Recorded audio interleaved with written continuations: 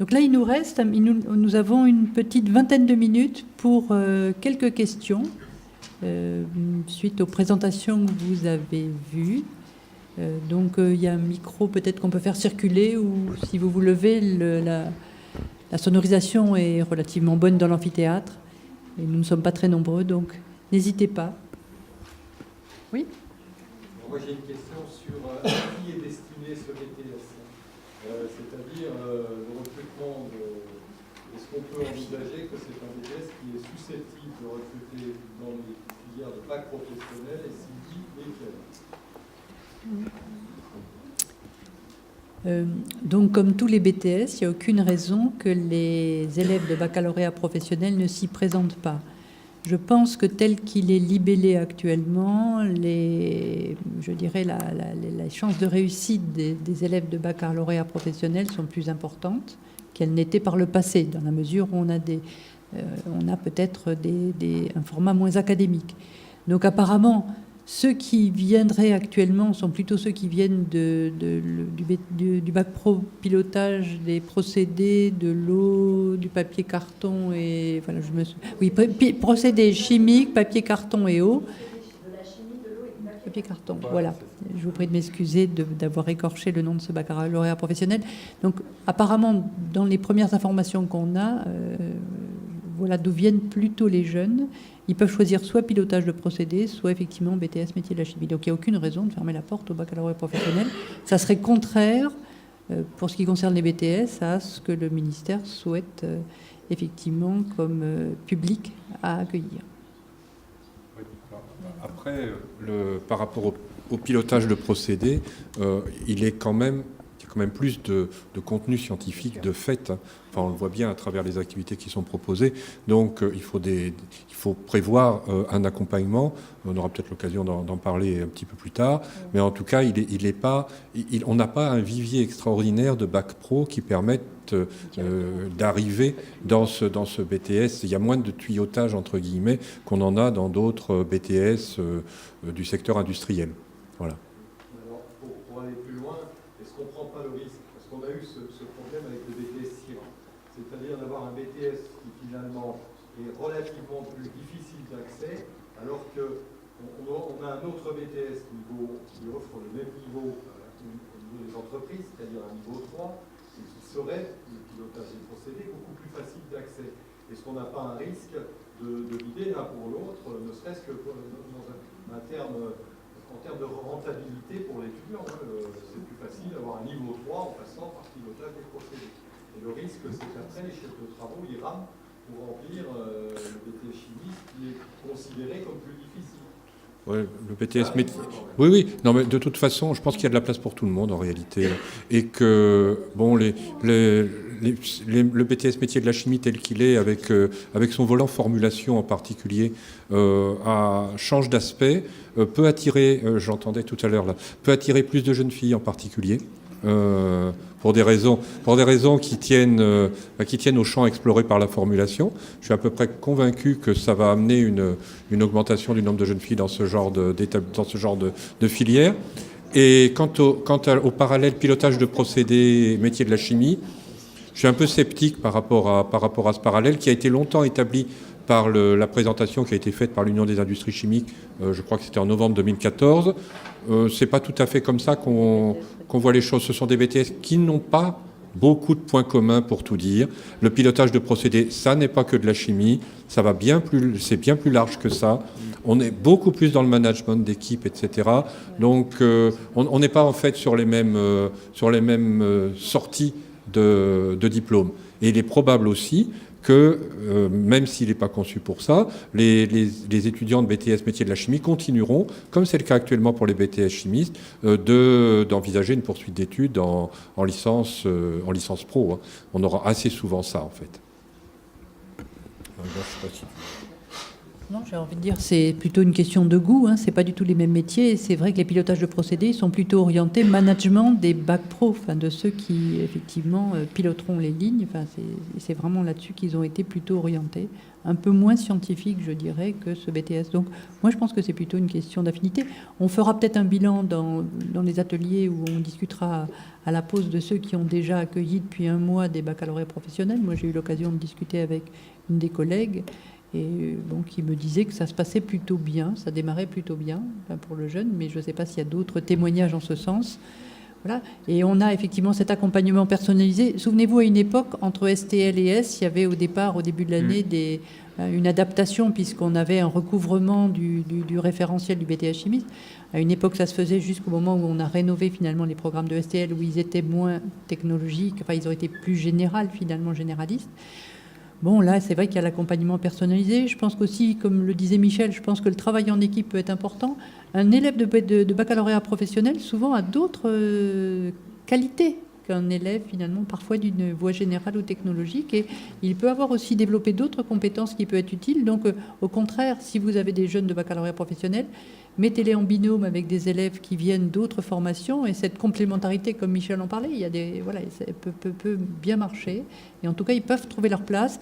Ça se fait beaucoup plus finalement dans les filières, on va dire économiques, gestion. Les jeunes des baccalauréats professionnels sont un vrai apport pour les BTS. Je pense qu'on pourra peut-être, nous, à travers ce BTS, montrer qu'ils peuvent aussi être un apport pour nos élèves, mais c'est vrai qu'il y a une différenciation à opérer. C'est pour ça qu'on a... Michel parlera de la différenciation pédagogique. Il y a peut-être à opérer une différenciation et peut-être à rentrer plus progressivement dans le formel avec eux. Mais a priori, en 2 ans, ils peuvent peut-être, voilà, enfin, en tout cas, on le souhaite vraiment, aller vers des voies à la réussite. Il n'y a aucune raison que notre BTS se marginalise, enfin, je dis notre BTS, le BTS métier de la chimie se marginalise par rapport aux autres BTS, voilà, en fermant la porte au baccalauréat professionnel. Peut-être après qu'en amont, il peut y avoir une préparation, quand ils sont en terminale, hein, voilà, qui est un travail en amont pour les préparer et rentrer. On peut faire un travail aussi en amont lors du bac pro sur les AP de terminale. Voilà. Et pour le BTS pilotage de procédés, on a aussi le bac pro pilotage de ligne, qui peut être aussi un vivier. Oui, pilotage de ligne, oui. Moi, j'avais une question plutôt d'organisation pratique pour cette année de transition. Il y a encore l'ancien BTS et le nouveau. Nous, on a commencé à se poser la question à Nice pour l'organisation notamment du stage, la date du stage, puisque a priori, d'après les consignes du nouveau référentiel, le stage serait fait en début de 2e année, octobre, novembre, décembre. Mais on se posait la question cette année, sachant qu'il y a encore l'ancien BTS, que les examens écrits et TP de l'ancien BTS, je suppose que leur date va être à peu près comme d'habitude, 1 mai pour l'écrit et 20 mai, 22 mai, voilà, pour les TP. Notamment chez nous, les salles de TP, du coup, mi-mai, nos 2 salles de TP, mi-mai vont être déjà neutralisées pour préparer les TP de l'ancienne BTS. Donc déjà, la première année de BTS ne peut plus faire de TP à partir de mi-mai. Ensuite, il y a des enseignants qui vont être sollicités pour aller, par exemple, nous à Marseille, etc., pour aller faire passer les examens de l'ancien BTS, qui seront plus disponibles du coup pour le nouveau BTS, pour la première année.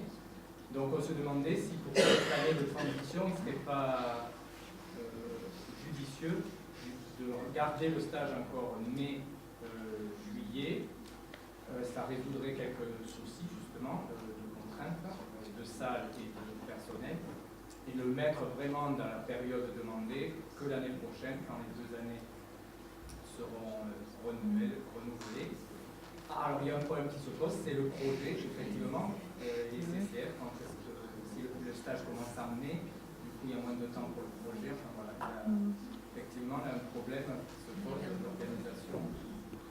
Je suppose qu'il va se poser dans d'autres établissements. Mais est-ce que l'année prochaine, ne sera pas la même chose, parce que les collègues seront aussi convoqués pour les écrits? Alors, ils seront plus convoqués pour les CCF 4, ils ne seront pas convoqués, mais vous aurez aussi les CCF 1, 2 et 3 à faire en même temps que le CCF 4. Donc, j'ai envie de dire que peut-être tester cette année, parce qu'à mon avis, regardez que l'an prochain, vous allez être dans la même configuration, avec des labos à libérer au moment des CCF.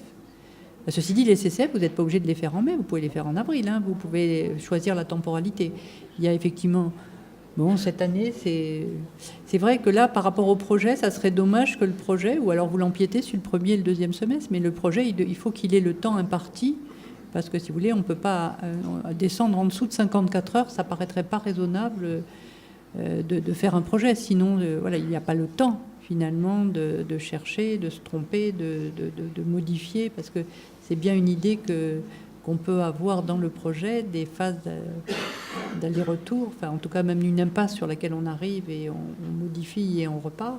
Donc il faut laisser du temps au temps et voilà. A priori, nous, on a, voilà, mis à part, si vous voulez, ce bémol qu'il faut vraiment que les élèves aient ce temps. Alors, je ne sais pas de combien de temps il faut pour préparer mais enfin, c'est pas plus d'une semaine où vos laboratoires ne sont pas occultés plus d'une semaine. Si. C'est à cause de l'ECE aussi, c'est ça? C'est les ECE? Les enseignements de première année étaient censés durer jusqu'à quelle date en fait? Juin? Jusqu'au 30 juin. Normalement, c'est jusqu'au 30 juin.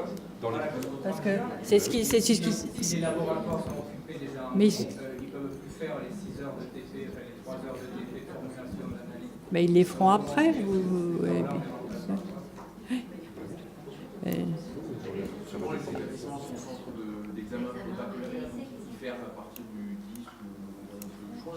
Mais vous savez, ils ne sont pas fermés. Si je regarde par exemple l'exemple des CPGE, il y a le bac qui se passe, mais les CPGE, ils continuent à venir jusqu'au 30 juin. C'est-à-dire qu'en fait, même s'il y a le baccalauréat, ces élèves qui sont dans des formations post-bac viennent dans l'établissement quand même. Donc l'établissement, il est peut-être fermé pour les élèves de secondaire, mais il n'est absolument pas fermé. Bien sûr, on demande aux élèves de ces classes-là d'être silencieux quand ils passent à proximité des salles où ont lieu les épreuves, mais... Normalement, oui, on peut aller jusqu'au 30 juin, voire au-delà. Hein, j'avais envie de dire, en CPGE, ils vont jusqu'au 4 juillet. Hein. Donc c'est vrai que c'est un peu une rénovation, c'est un peu par rapport à ce qui se passait en BTS, ça change un petit peu. Peut-être que ça demande une organisation, mais je ne suis pas certain que l'an prochain, ça soit plus simple. Mis à part que c'est vous qui choisirez de mettre vos CCF quand vous voulez, vous n'aurez pas les TP imposés, mais vous les aurez de la même manière. Donc vous occuperez aussi les laboratoires. Pas Michel, toi. De toute façon, je crois qu'on est là aussi au PNF pour faire le point là-dessus. Je ne suis pas sûr que tous les établissements soient concernés de la même façon, au même niveau, etc. Et sans doute faudra-t-il faire remonter des difficultés qui apparaîtraient localement, insurmontables dans certains cas, mais parfois surmontables. C'est-à-dire qu'on peut, comme le disait Marie-Blanche, on peut éventuellement travailler un petit peu au-delà des dates habituelles. Il faut voir aussi si votre établissement est mobilisé pour des épreuves pratiques qui appartiennent à d'autres examens que celui dont on parle. Donc en fait, il va y avoir beaucoup de situations différentes. Oui. C'est sûr. Mais en tout cas, ce qui est certain, c'est que le volume de formation, lui, ne peut pas changer. Sur les dates des stages, j'ai déjà eu l'occasion de le dire à quelques-uns d'entre vous, on avait, par rapport au BTS chimiste ancien, le souci qu'on avait, c'était que la période de stage, qui ensuite a engendré plein d'habitudes dont j'ai parfaitement conscience, ces périodes de stage étaient très éloignées, 1 an pratiquement, de la soutenance de stage. Et ça nous paraît assez curieux, en fait. Et c'est pour ça que le stage a été déplacé en partie, totalement ou en partie, parce que vous avez une certaine latitude par rapport à ça, en 2e année. Vous voyez ? Donc, peut-être qu'il va y avoir ici ou là des choix à faire. Je sais que le collègue de Guadeloupe me dit qu'effectivement, il y a des contraintes locales qui sont liées au fonctionnement des entreprises locales qui peuvent amener à faire bouger un peu les dates. Qu'on fasse le stage en novembre-décembre ou en janvier-février, je ne suis pas sûr que ça soit essentiel de discuter là-dessus. Mais en revanche, peut-être le rapprocher de la date de soutenance, c'est quand même intéressant. Donc c'est peut-être là-dessus qu'il faut réfléchir. Oui, je pense aussi, par exemple, si vous êtes privé de laboratoire, par exemple, c'est peut-être le moment de faire peut-être des visites d'entreprise, d'aller de l'ouverture sur le monde professionnel. Là, on vous laisse toute liberté pour la mettre. Vous pouvez aussi choisir de le mettre à ce moment-là. Bon, il y a des collègues qui penser scinder le stage. Bon, mais par contre, par rapport à la rédaction immédiatement pendant la soutenance de table et pendant le stage, et pour que la soutenance soit faite assez proche du stage, ça c'était aussi une grande demande des professionnels. Hein. Voilà, qu'il y ait une habitude prise de rédiger assez rapidement. Voilà, je pense que là aussi, c'est des habitudes qu'on donne à nos jeunes. C'était aussi cette version-là. Et puis, par rapport au projet, on n'a quand même pas le choix. Ça me paraîtrait... Alors, essayer de faire le stage avant et le projet après, ça peut se faire. Hein. Vous pourriez tout à fait imaginer d'avoir le stage en première année, le projet en deuxième année. Mais bon, là, il me semble que le travail qui va être fait en projet est largement formateur par rapport à ce qui va se passer en stage, où ils vont s'intégrer dans une équipe, où ils auront ces cahiers des charges. Donc, nous, il nous semblait que, logiquement, pédagogiquement, c'était mieux dans ce sens-là. Voilà. Mais on a conscience qu'on modifie un petit peu les habitudes. Oui, bonjour, Philippe Vital, IAP Physique-Chimie dans l'Académie de Créteil. L'ancien BTS que j'ai connu quand j'étais professeur avait beaucoup de similitudes avec l'offre de formation des IUT. D'ailleurs, quand on retrouvait des étudiants qui avaient un BTS chimie ou qui avaient terminé leurs 2 années d'IUT, dans le domaine de la chimie bien évidemment, on les retrouvait dans des formations Bac+3 qui étaient pour lesquelles les 2 diplômes, hein, le DUT et le BTS, leur apportaient des possibilités de poursuite d'études. Comment ce nouveau BTS s'inscrit-il par rapport à l'offre de formation des IUT? Et je pose cette question bien évidemment en ayant quand même quelques éléments de réponse, hein, mais tu peux répondre alors. Le souci d'aider les élèves du lycée, notamment les élèves de la voie technologique, STL, SPCL, dans leur choix et dans leur orientation universitaire. Alors on ne peut pas nier, si on regarde, et là nous avons une collègue qui est directrice du département chimie de l'IUT, et vous pourrez parler si vous le souhaitez, Madame Amann. On ne peut pas nier que le BTS est beaucoup plus professionnel que ne le sont, puisqu'on a confronté les référentiels de formation des IUT de chimie et de génie chimique. On a regardé effectivement ce qui s'y faisait, le nôtre. C'est vrai que le BTS métier de la chimie est désormais plus professionnel. Ça n'empêche pas les poursuites de suite, mais ça n'empêche pas les poursuites d'études. En passant plutôt par les licences pro, ça sera plus difficile de rentrer directement en L3. Enfin, si vous voulez, il ne sera pas possible ça nous paraîtrait difficile de rentrer directement en L3 à l'université. Ça n'est pas la vocation.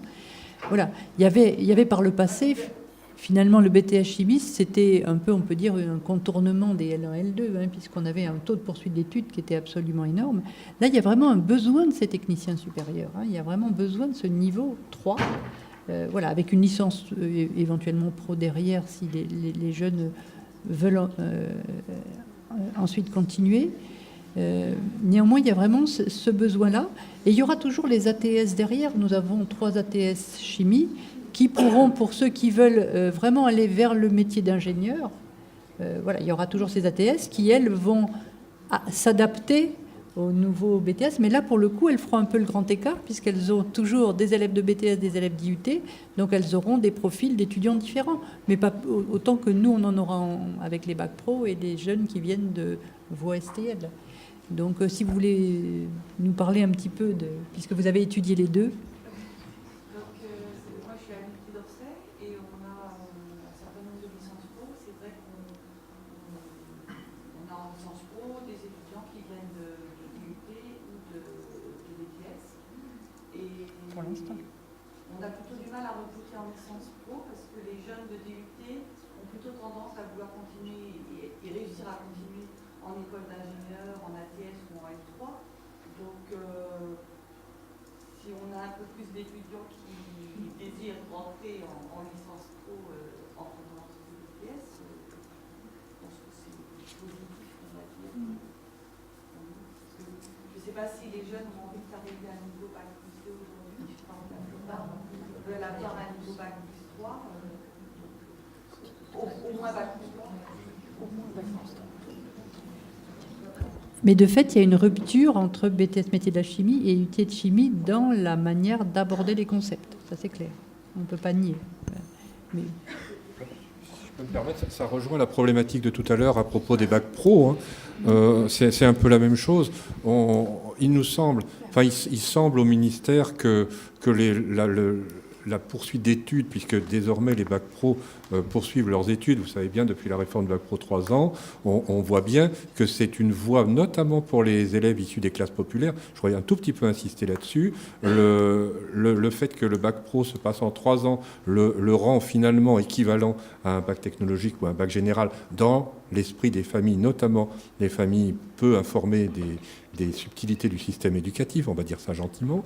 Et du coup, la poursuite d'études en BTS devient logique pour ces familles-là, qui finalement assurent, au fur et à mesure que les études avancent, un diplôme, le baccalauréat, le BTS, etc. Ce qui fait qu'on peut avoir de plus en plus en bac pro des étudiants qui auraient le potentiel certainement pour poursuivre des études supérieures et certainement même au-delà du L3 parfois, puisqu'on en a quelques-uns qui deviennent ingénieurs. Je pense qu'on en aura de plus en plus, simplement parce que c'est une voie, je n'aime pas trop le terme de voie de contournement, en fait, je pense que c'est une voie de réussite adaptée pour des élèves et des familles qui ne sont pas très familiers avec l'enseignement supérieur et avec les études en général. Voilà. Donc du coup BTS IUT, il n'y a pas vraiment d'opposition. Il y a deux façons d'aborder les concepts qui sont différentes, ça c'est absolument évident. Le choix que l'on a fait est d'adosser vraiment les savoirs aux activités professionnelles. Du coup, ça peut rassurer en effet des élèves issus de bac pro. Il n'empêche qu'à l'issue de la formation, à l'issue des 2 ans, on aura certainement pu repérer dans le panel des étudiants qui seront présents, ceux qui ont le potentiel pour continuer et les autres. Donc du coup, on réassure, je pense, pour ces étudiants-là, une réussite peut-être plus facilement que par le passé. Je ne sais pas si ça répond à la question. On va prendre une dernière question, mais vous pourrez en poser après tout le long des ateliers, s'il y en a une. Oui. Je transmets des questions de collègues. Et vous êtes là. Même si c'est sur la communication scientifique, même si on a dit que ça devait intervenir dans toutes les matières de manière transversale, s'il y a un enseignant qui fait quand même spécifiquement de la communication scientifique, est-ce qu'il y a une évaluation? Est-ce qu'il doit faire une évaluation tout au long de l'année?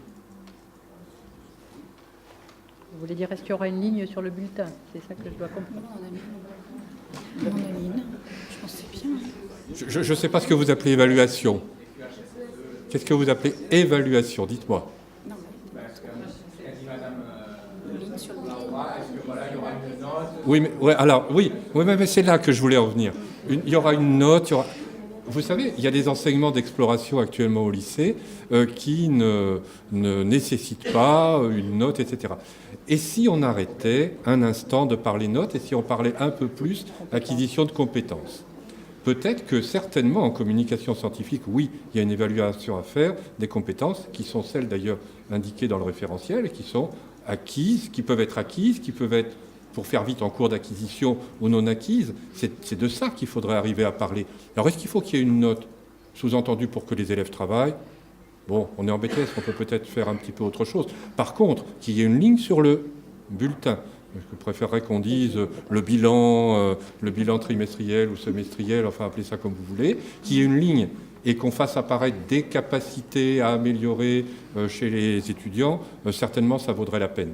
Donc oui, une évaluation, oui. Est-ce qu'il y aura une ligne sur le livret scolaire? Ah, le livret scolaire, en post-bac, on n'en est pas là encore. Ah, non. Mais ça va avec.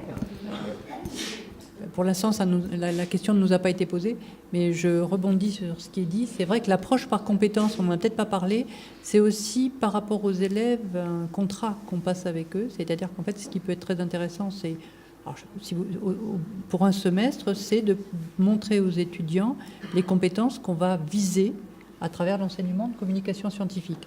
Et donc, ce qu'on peut faire, c'est effectivement, pour ces étudiants, une évaluation par compétence, c'est-à-dire qu'au fur et à mesure qu'ils passent en présentation orale, eh bien, on peut donner des niveaux de maîtrise ABCD, par exemple, comme on fait. Et puis, on peut effectivement, sur le bulletin, faire apparaître excellente maîtrise, excellente communication orale, doit progresser dans la communication écrite ou notamment dans la synthèse de documents. Et donc, vous voyez, là au moins, on est en ayant cet objectif visé par compétence, les activités qui vont avec, l'évaluation que vous allez faire tout au long, parce que j'imagine que quand les jeunes vont faire une présentation, il y aura des critères de réussite. On dit aux élèves c'est quoi, enfin, c'est les critères de réussite, et on pourra leur dire, ben voilà, dans ce domaine-là, ça se passe bien. Je pense qu'on sera beaucoup plus clair avec les élèves. Une note, ça ne dit rien, la note. Et nous, si on veut faire acquérir des compétences, ben, c'est à un moment donné les évaluer, ces compétences. Voilà. Donc moi, je plaiderais peut-être pour certains enseignements, et après tout, formulation, analyse, hein, est-ce qu'on n'a pas besoin des notes voilà. Est-ce qu'on en a besoin pour les poursuites d'études? Il y a peut-être un dossier à avoir, donc peut-être dans les matières, je n'ai pas envie de dire fondamentales, mais et de toute façon, l'évaluation, elle sera faite au diplôme. Hein. Au diplôme, votre communication scientifique, elle sera évaluée. Hein. Elle sera évaluée puisque dans le projet, dans la conduite de projet, il y aura une part de la communication qui sera aussi faite. Donc, voyez si sur ces matières-là, vous pourriez changer un petit peu et commencer. Parce que plus tard, ils ne vont pas avoir des notes. Hein.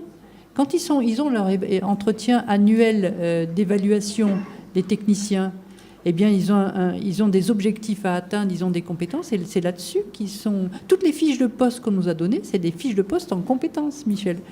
Et donc, les évaluations, elles sont faites au vu de ces compétences qu'on attend. Donc je pense que c'est peut-être aussi les projeter dans un monde où la note, on dit qu'il devient plus professionnel, ben autant nous essayer de commencer à avoir un petit peu peut-être ces attitudes qu'ont les professionnels. Voilà. Et donc je pense qu'on peut y arriver. Voilà. J'ai encore une autre question sur les... Vous savez que vous pourrez aussi vous exprimer pendant les ateliers, vous inquiétez non, pas mais trop. peut-être parce que c'est des thèmes qu'on va peut-être pas aborder Oui. en atelier, notamment donc, pour ceux qui sont en deuxième année actuellement, qui n'auraient pas leur BTS, les redoublants. Qu'est-ce qui va leur advenir, sachant qu'ils n'auront pas passé les CCF de première année? Est-ce que déjà il y a des choses qui ont été prévues? Oui. Il y a des correspondances entre les deux, entre le nouveau et l'ancien qui figurent dans le référentiel, et puis il y aura des adaptations à faire. Je pense que c'est tout à fait possible de passer un CCF 1, 2 ou 3 en deuxième année à la suite lors d'une situation de redoublement, par exemple, de façon à avoir une note de CCF 1, 2 ou 3 qui figurera effectivement pour l'obtention de l'examen. Ça, c'est possible. On a vu quelques documents là-dessus faits par nos collègues de l'Inspection générale de mathématiques qui proposent cette solution. C'est une solution transitoire. Bon, cette solution transitoire, elle pourra être discutée au moment de la circulaire d'organisation de l'examen de la session 2018. Et là, à ce moment-là, on pourra repréciser peut-être les points qui concernent les élèves redoublants. Mais ce que je viens de vous dire, c'est un élément de réponse par rapport au CCF. On a un autre souci par rapport aux redoublants, c'est la question du projet. Parce que le projet, lui, pour l'instant, je n'ai pas de réponse, hein, mais le projet, lui, est mené en première année, et évidemment, les étudiants de deuxième année redoublants ne l'auront pas fait. Donc c'est une question qui méritera d'être creusée, mais on a le temps d'y réfléchir d'ici la session 2018 quand même. Donc effectivement, c'est bien de faire remonter ces questions-là. Oui, il est vrai qu'il aura déjà fait son stage et sa soutenance, donc on peut peut-être essayer de voir si à ce moment-là, le projet peut être fait pendant que les autres sont en stage. Sauf que bon, s'il est vraiment tout seul, ça sera difficile dans la mesure où un projet, c'est peut-être à plusieurs. Après, on peut être audacieux. Pourquoi on ne le mettrait pas avec des élèves de première année pour faire le projet ? Après tout, si vous avez un redoublant de deuxième année pendant que les autres sont en stage, ou alors vous essayez de voir, mais bon, c'est pas la même temporalité. C'est pas la même temporalité, ce ne sera pas simple. Excusez-moi, je cherchais à voir comment on pouvait faire pour lui faire un projet pendant ce temps-là. Bon. Non mais faites-nous remonter ces questions. Est-ce qu'il y a d'autres questions embêtantes comme celle-là ? Une autre question embêtante. Qu'est-ce qu'on fait en CCF4 un étudiant qui a un tiers-temps? On y avait pensé à celle-là.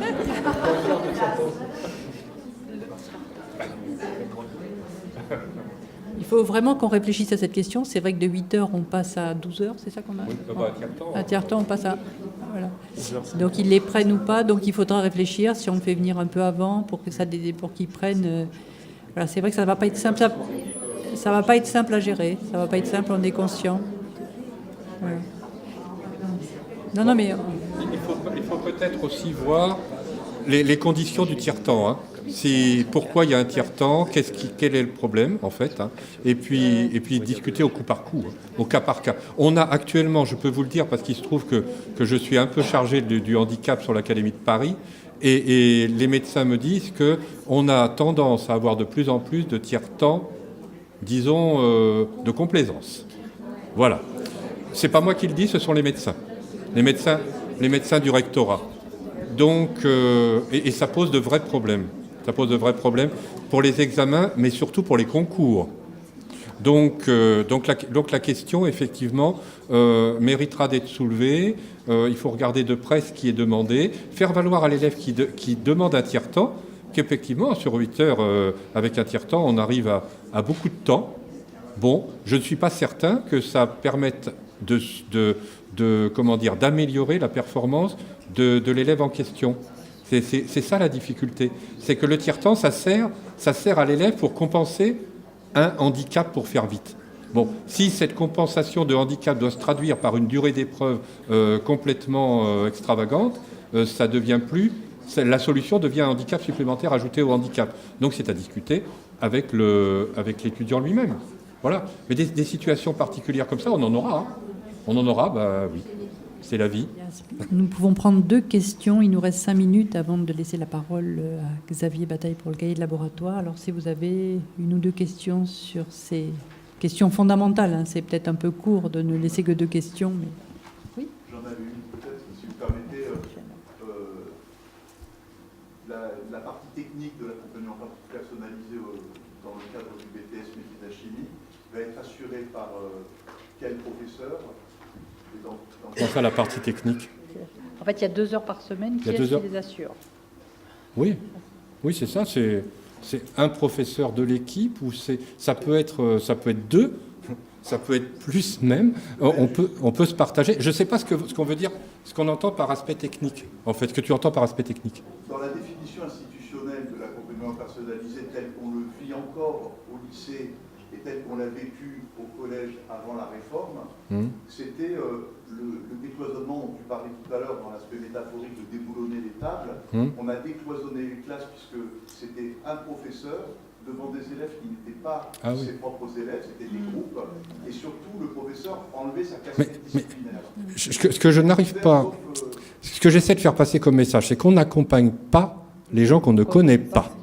Voilà.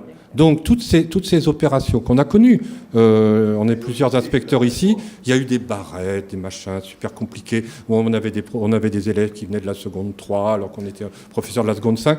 En BTS, on a de la chance, hein, parce que c'est limité, on est une équipe relativement limitée, il y a souvent une classe, donc on n'a pas ces soucis-là. Donc ce qu'on met en avant, c'est vraiment la connaissance des étudiants par toute l'équipe. Donc après, les aspects techniques se résoudront, je pense, assez facilement d'eux-mêmes, parce qu'on a un cadre privilégié. On aurait peut-être dû commencer par là, d'ailleurs, plutôt que par le lycée.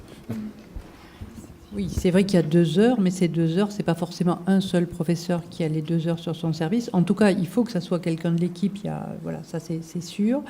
Rien n'empêche d'avoir 0,5 heures par 4 et le collègue de mathématiques peut aussi intervenir parce que les soucis qu'on peut avoir peuvent venir aussi de soucis liés au calculus, aux mathématiques. Donc on peut le prendre en charge en physique-chimie, mais si vous regardez bien dans la maquette que je vous ai montrée tout à l'heure, c'est pas dédié à la physique-chimie. Cet accompagnement personnalisé, il peut être partagé.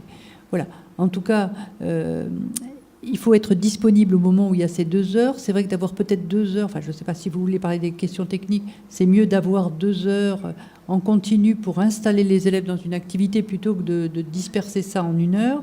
Et puis si on les a partagés à 3 collègues de l'équipe, c'est pas forcément, on ne va pas se succéder, mais ça peut valoir la peine qu'au départ, j'ai entendu dire qu'il y avait des problèmes avec les dilutions, avec les calculs de concentration, etc.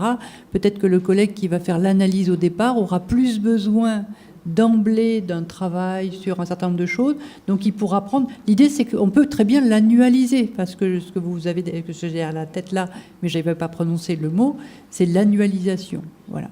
Et donc vous pouvez annualiser ce temps pour les élèves et regarder. Donc il y a effectivement dans leur emploi du temps 2 heures dédiées, mais ça peut être différents professeurs qui vont le prendre en fonction des besoins. Voilà. Et après, il suffit que finalement on rentre un petit peu finalement dans le. Si on l'a partagé en 4, dans les 0,5 heures, fois 30 semaines, s'il y a 30 semaines. Voilà. Mais donc, vous avez toute la souplesse pour l'organisation. En tout cas, c'est vraiment en fonction des besoins. C'est là pourquoi on parlait de l'équipe et du travail, du regard croisé qu'on souhaitait voir. Voilà. On voudrait réussir ça, qu'on n'a pas réussi au lycée, peut-être justement pour des problèmes d'organisation. Voilà.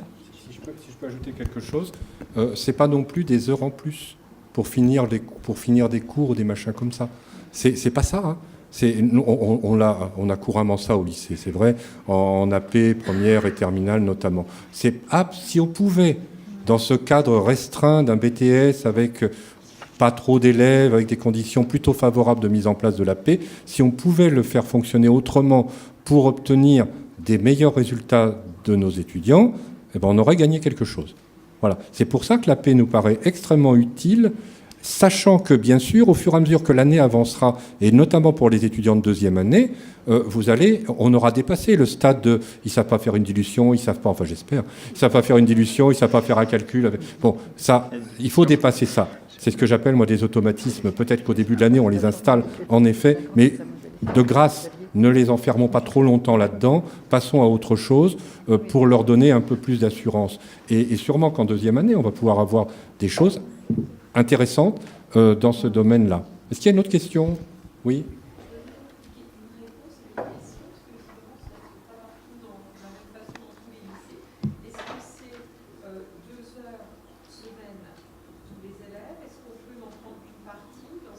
C'est pour tous les élèves, l'accompagnement. Ouais. Oui, c'est en micro. C'est pour tout le monde.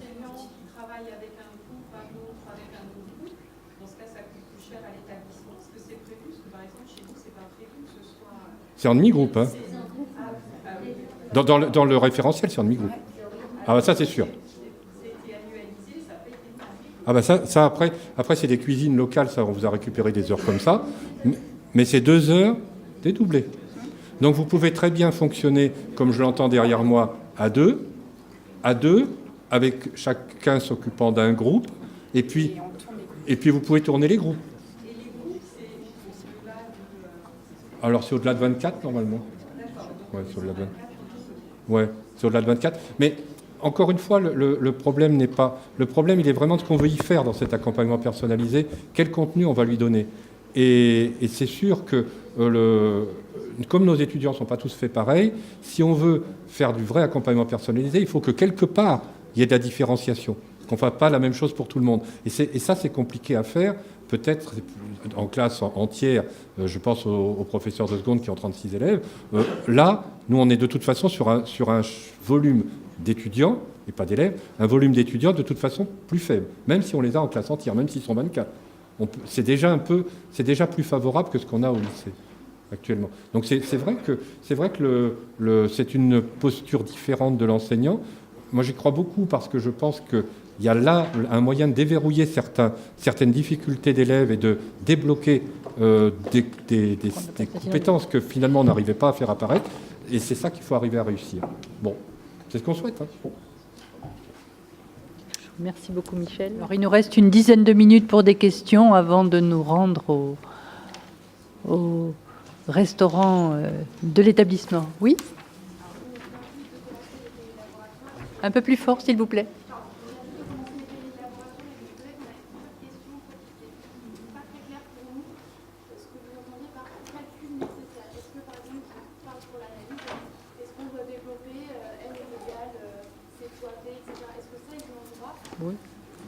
Oui, tout ça, c'est les calculs. Alors, on ne demande pas... Là, c'est totalement différent d'un compte-rendu ou d'un devoir surveillé, d'une évaluation, où on demande d'avoir une expression littérale, une application numérique, un résultat qu'on valide. Là, c'est juste... En fait, c'est un cahier de brouillon.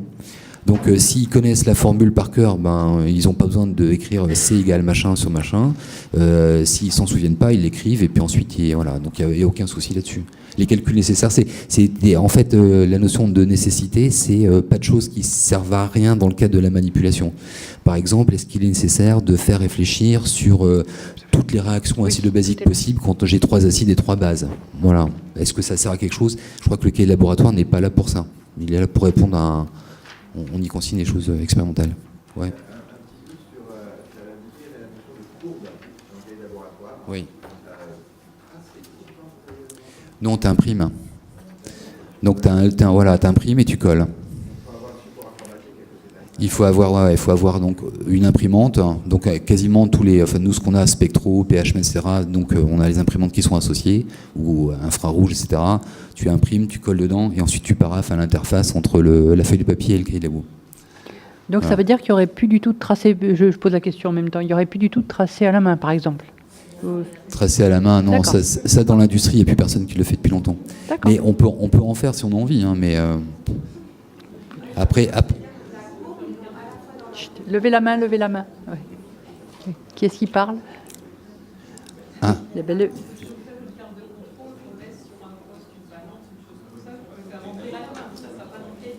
Non, la carte de contrôle, c'est associé à l'appareil, donc c'est différent. Ouais. Corinne, tu avais...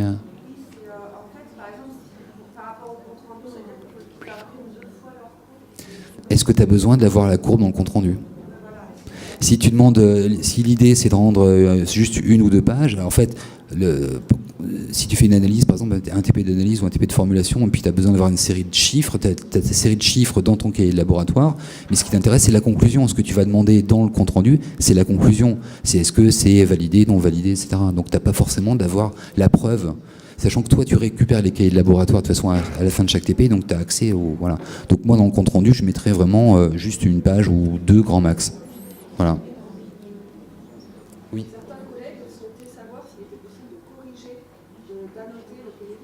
C'est une bonne question. Nous, on est parti pour pas corriger. On touche pas au cahier de laboratoire. En fait, comme on doit checker, donc on doit paraffer chaque page. Nous, personnellement, ce que je fais, c'est que à la fin, donc au fur et à mesure du TP, donc quand ils sont à la fin d'une page, je viens, je valide, je dis non, ça c'est pas bon. Ah oui, ça c'est pas mal, ça c'est pas bon. Mais j'écris rien, je paraffe et il passe à la page suivante. Mais du coup, vous laissez perdurer s'il doit s'en servir? C'est une vraie question qui a été posée parce que là, bon, c'est peut-être une question qu'on peut mettre en débat. Hein. Enfin, peut-être il est un peu tard pour le faire, mais ça peut être dans les ateliers. Voilà. Est-ce que le professeur paraphe, c'est une chose pour qu'effectivement il valide ce que l'élève a écrit et que l'élève rajoute pas des choses après derrière en copiant sur un autre cahier. Pour autant, est-ce qu'on laisse figurer des erreurs qui puissent... Moi, je le laisserai, mais pas... Oui, c'est ça, ouais. Parce que sinon, ça signifie que c'est plus un objet personnel. C'est-à-dire qu'en fait, c'est le travail du prof. Donc, s'il y a un prof qui a choisi de passer beaucoup de temps à corriger précisément tous les cahiers de laboratoire, il est nickel, tout est corrigé. Et l'autre, est-ce que ce sera la même chose dans tous les modules et dans tous les lycées, etc., etc. Donc, je crois que si on choisit de pas toucher et de faire des commentaires à côté, ce que beaucoup de collègues font, effectivement, ça permet d'homogénéiser la pratique.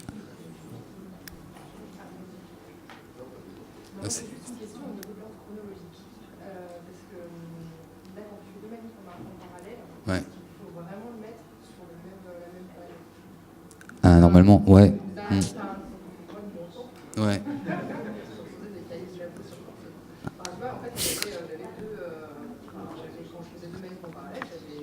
Deux pages ouvertes. C'est plus rigolo, à mon avis.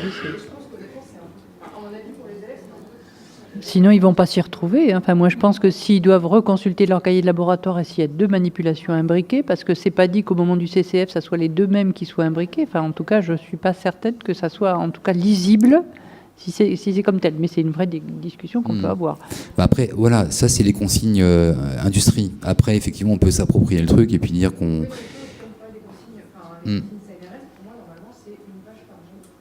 Ah, j'ai pas souvenir là, mais... On fait souvent plusieurs manifs en même temps dans les labos de recherche, et comment ça fonctionne alors souvent, tu lances des trucs. Au CEA, c'était une par manif. On avait le droit d'imbriquer. D'accord, ok, c'est ça. Ouais. Ça me paraît compliqué. Oui, okay, puis d'imbriquer, puis plus, alors. Quel suivi on peut avoir. Ouais. Ouais, c'est ça. C'est plus lisible, c'est même pour nous. Ouais. Mais c'est une bonne question. Ok, donc c'est réglé. Ouais, Philippe. Moi, il y a une question que je me suis posée après quelques séances. Est-ce que ça vaut le coup, quand je vois des élèves qui travaillent en binôme, est-ce que ça vaut le coup vraiment qu'ils copient chacun la même chose sur le cahier de laboratoire, qu'ils impriment deux fois les rapports de ces analyses qu'ils ont faites ensemble, etc. C'est-à-dire que moi, alors pour le moment, je n'ai pas pris de décision, mais il faut Est-ce qu'ils font vraiment la même chose? Ils voient tous la même chose, ils sont vraiment décalqués. Alors, quand Ça ils m'étonne. travaillent ensemble, en tout cas pour le moment, on travaille ensemble. Après, par la suite, ils vont se partager le travail. Pour le moment, ils travaillent ensemble. Donc, s'ils travaillent ensemble, ils vont noter leurs résultats. Donc, je me posais la question, est-ce que vraiment... Ouais. Alors, bon, pour le moment, j'ai sorti la question. Moi, je pense que c'est bien que chacun fasse ça. Ah oui, Pour le CCF 1, 2, 3, ils ont besoin individuellement de leur cahier de laboratoire. il faut que ça soit personnel. Alors moi, mon idée c'était qu'ils puissent mettre des remarques, des astuces, des aides, des choses auxquelles ils ont pensé par rapport à la difficulté de la manipulation, des informations plus ou moins théoriques qui leur a manqué par exemple pendant le TP, donc ils ont fait appel à des choses, la bibliographie, mais pas forcément le déroulé exact de toute la manipulation. Mais si. On le met sur un des cahiers laboratoires, et le fait qu'on sache que à 8h50 je fais ça le jour du CCF, ça va beaucoup d'intérêt.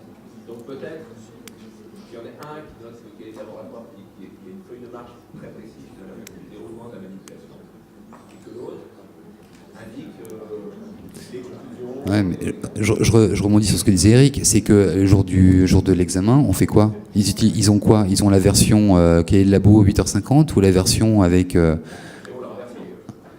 Ah, mais il faut qu'ils choisissent entre les deux dès le départ. Donc il faut que ça soit homogène. Hein. Moi, je disais, le fait d'être à deux en binôme, ça peut... Bon, moi, à mon avis, ils devraient faire leur feuille de marche et à la limite, ils s'entraident pour la faire, pour les conclusions, les observations. Donc qu'ils aient la même, ça ne me choque pas. C'est le compte-rendu qui est commun. Ouais. Ça sera finalement le suivi de leur travail. Bon, moi, je serais plutôt pour que chacun ait la même chose. Enfin, bon, c'est... Ludovic? Il y a une double contrainte pour le cahier de laboratoire. Il y a la contrainte d'imiter ce qui se fait dans l'entreprise. Donc ça, 8h15, etc. Donc c'est les feuilles de marche. Voilà. Donc ça c'est un apprentissage. Et puis à la contrainte, il faut avoir un cahier de laboratoire pour l'examen. Alors si on imite vraiment l'entreprise, le cahier de laboratoire pour l'examen ne sert pas à grand-chose. Et si on veut que ça serve pour l'examen, peut-être qu'il faut rajouter des choses en plus. Ouais. Alors, ouais, c'est ça. En fait, il faut imiter l'entreprise en mettant 8h50, en rajoutant les observations et les remarques. C'est ce que tu disais, c'est ce qui était dans le diaporama tout à l'heure. C'est qu'en fait, il faut faire un hybride entre les deux. Et c'est ça qui est difficile, c'est qu'en fait, on joue sur deux tableaux, à la fois Oui. le pédagogique et l'aspect réglementaire, ouais. de traçabilité, de tout ça. Ouais. Je pense qu'il nous faut un peu de temps, il nous faut laisser un peu de temps pour se trouver, c'est parce qu'on est déjà, je pense qu'on aura un recul par rapport à vraiment chercher dans quelque chose. Ouais, parce que on va se retrouver. Ouais. Et en plus, il y a le respect des consignes. Enfin, c'est pas évident. Nous, on a travaillé avant de remplir vraiment le cahier laboratoire qui avait été acheté. On a travaillé au brouillon pendant 3 semaines. Quand ils ont attaqué le cahier laboratoire, j'ai vu les premiers remplissages, c'était pas bon du tout, quoi. Ils mettaient trop, ils mettaient rien. Enfin, le cadrage, il est extrêmement difficile. Et puis en plus, comme tu disais, hein, quand ils sont en groupe, en binôme, eh ben, c'est un copier-coller. Hein. Voilà, ils ont fait la même chose. Il n'y a rien de personnalisé, ce qui est dommage. Après, moi, l'idée, ce qu'on leur fait passer comme message, c'est qu'il faut qu'il y ait une traçabilité. Et il faut que, a posteriori, avec le protocole sous la main, ils puissent retrouver les informations qui peuvent les aider en cas d'évaluation de CCF. Mais bon, ça, c'est compliqué de comprendre donc ces différents aspects-là, parce qu'il n'y a pas juste une chose à C'est vrai, au bout de 3 ou 4 séances, peut-être d'avoir une séance où vous aurez à réutiliser ce qu'ils ont écrit, ça leur permettrait aussi de faire évoluer leurs écrits. C'est peut-être aussi ça, mais je suis d'accord sur le caractère hybride, on est d'accord que ce qu'on a voulu lui faire jouer, c'était aussi pour qu'il le tienne correctement. Notre idée de le mettre, qu'il puisse y avoir accès au CCF, c'était les obliger à bien le tenir pour y retrouver des choses dedans. Voilà, donc c'est pour ça que sans doute vous soulignez ce caractère un petit peu licorne de ce cahier de laboratoire. Mais sans doute qu'on va évoluer, comme le disait Eric Benkler, on va évoluer dans ce qu'on va y mettre. Mais en tout cas, ça serait bien de leur faire réutiliser en cours de route là, pour voir tout de suite. Ouais, ça, c'est une bonne idée. Ouais. Ça, ils vont souffrir. Hein.